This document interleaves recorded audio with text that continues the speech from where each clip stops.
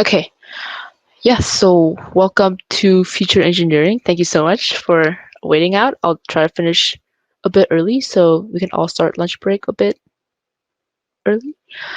But yeah, so Future Engineering, before we dive into train and validate and test our model, which is really exciting, we do want to understand our data and really tailor it to the project that we're working on.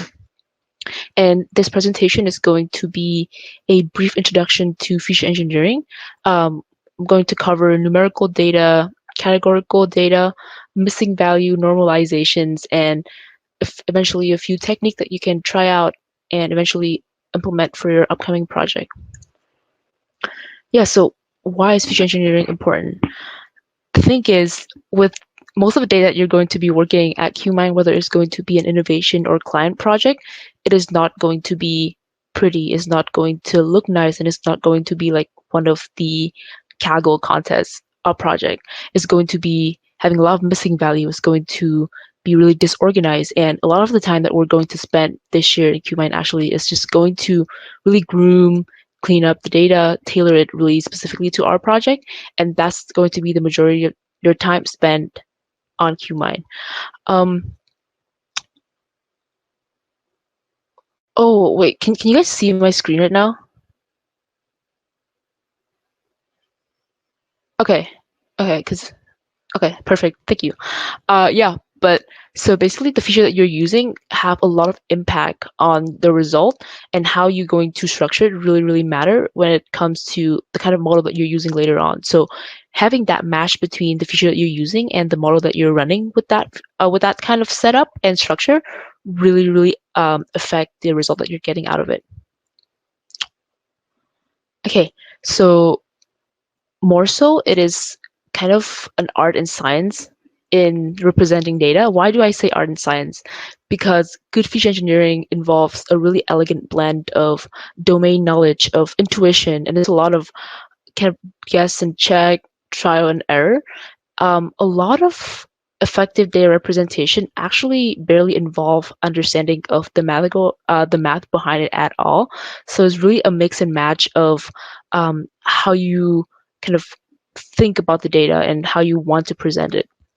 And in essence, the way you present your data to your algorithm should denote kind of really concrete the structure and property of the underlying information in the most effective way possible.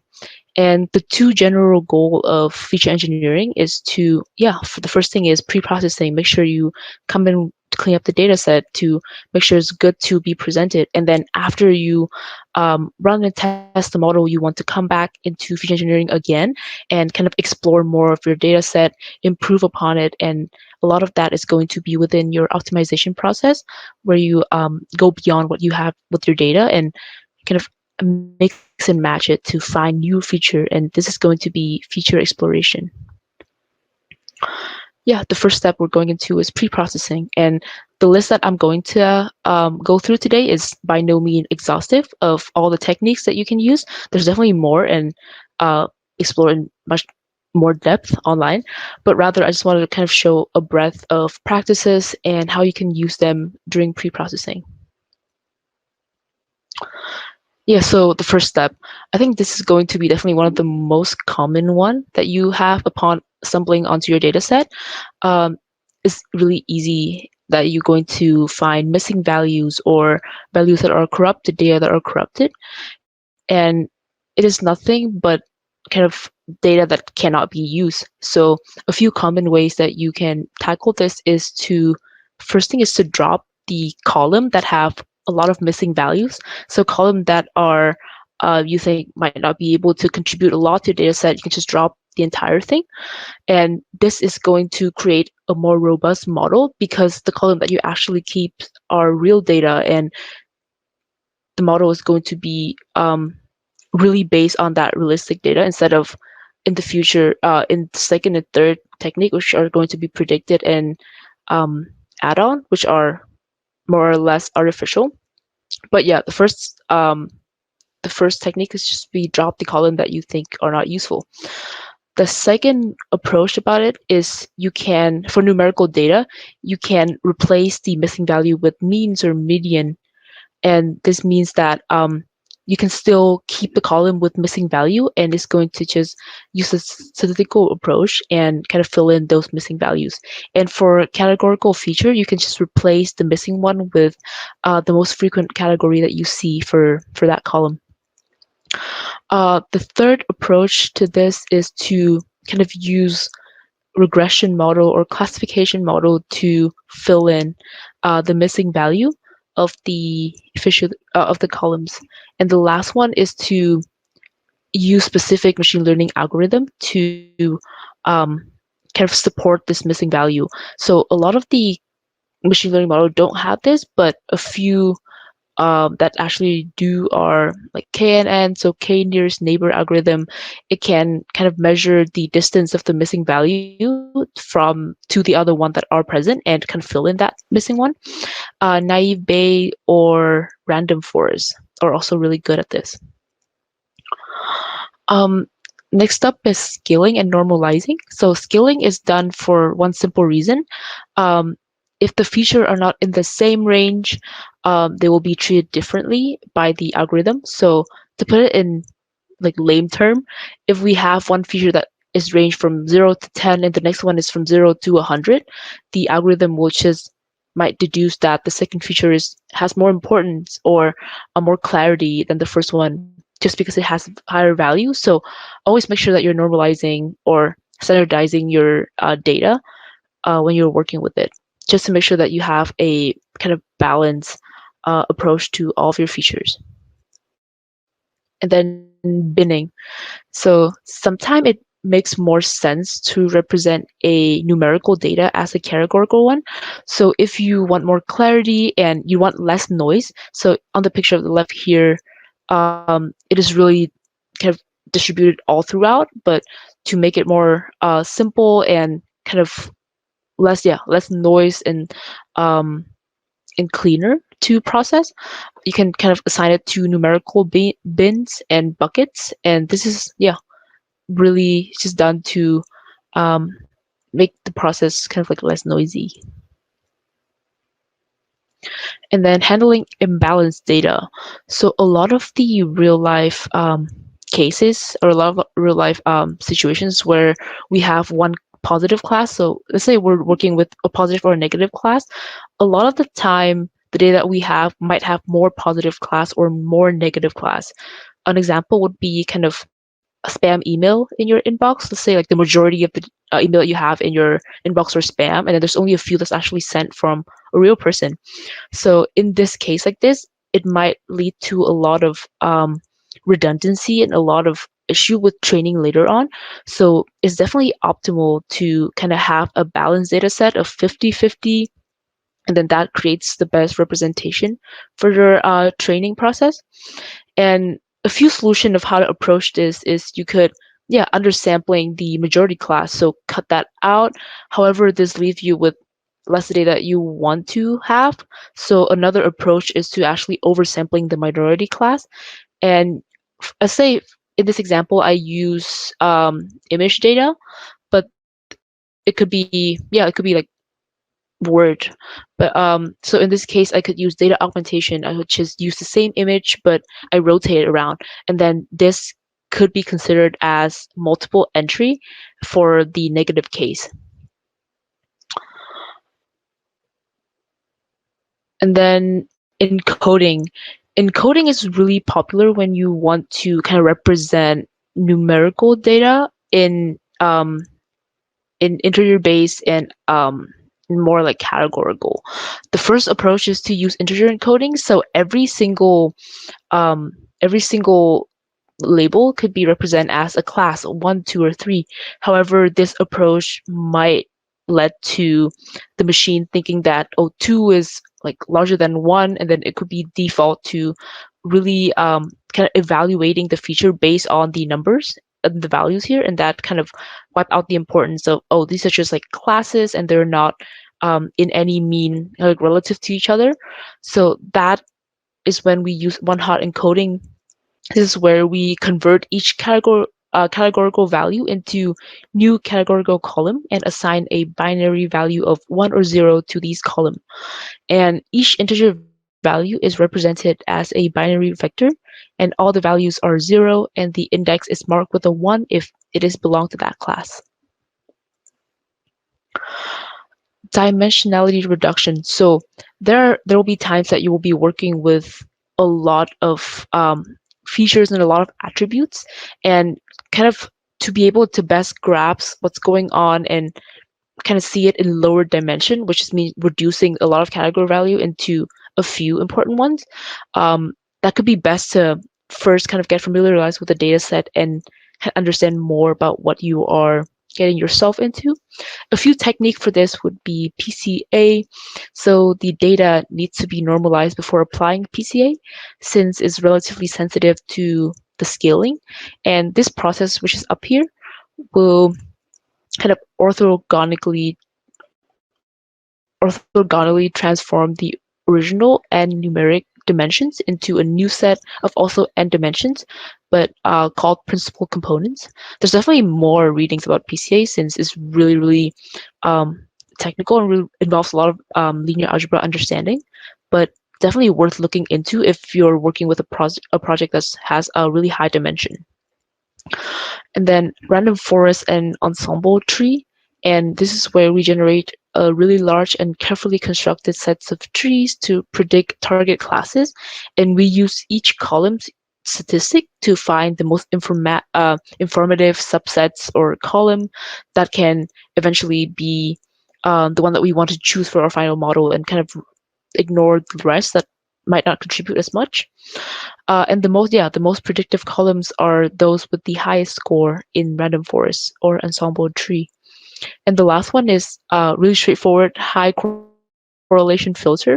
Yeah, so data column with similar trends are likely to carry similar information, and only one of them should be needed for classification. We also want to reduce noise here and don't want to kind of duplicate the data that we have. And thus, for the final classification, we only retain one column out of each pair that has higher correlation in this kind of matrix right here. And then feature creation. So after you kind of clean and process your initial data set, it can be really beneficial to see how kind of these categories can like interact with each other and create new features from there on. A few technique could be combining. This is where features by means of any kind of operations, such as you can add features together or use products of the two features. Um, and the next one is threshold or binarization, which is decomposing any type of attributes into two groups and using a threshold on that. And for example, you can use you can form a data set of colors, such as like red, green, blue, yellow, orange, or unknown. You can put it into two groups of color or no color. And then you can put numerical value into two intervals, yeah, with just a numerical threshold as well. So that is relatively the an overview of a quick pre-processing a few techniques for that. The next one is going to be feature selection, is where you have explored your data set and you want to now choose the one that you think to be the most useful and the most predictive of your data set, and use that with your model. So a few methods to approaching that is, the first one is filter methods, and this is generally used as kind of a pre-processing step. The selection of feature is independent of any machine learning algorithm, and instead features are selected on the basis of their scores in statistical tests for their correlation with the dependent variable. Uh, the the correlation is relatively a subjective term here, and for basic guidance, a few commonly used tests or methods are, the correlation matrix, the chi-square test, and the LDA, linear discriminant analysis. So there are a few tests that are available that you can kind of mix and match with, and then see which one you want to go from, which feature you want to go from there, and then use that for your algorithm, but it's definitely more so done in a completely disregard to what model you are going to use eventually. And then there's the wrapper method, which is going to be kind of more trial and error in a place where we choose a subset of features and then train that and then see how it performs. And then if it's good enough, we continue from there. But if it's not performing well, we kind of add more feature and subtract more feature. It's more like kind of like trial and error.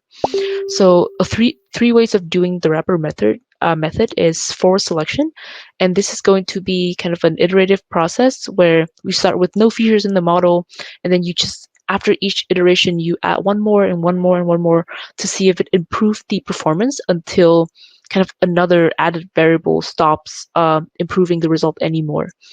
The second one is backward selection, and this is where we start with all the features inside the model and then subtract one after an iteration and then see if that improves anything.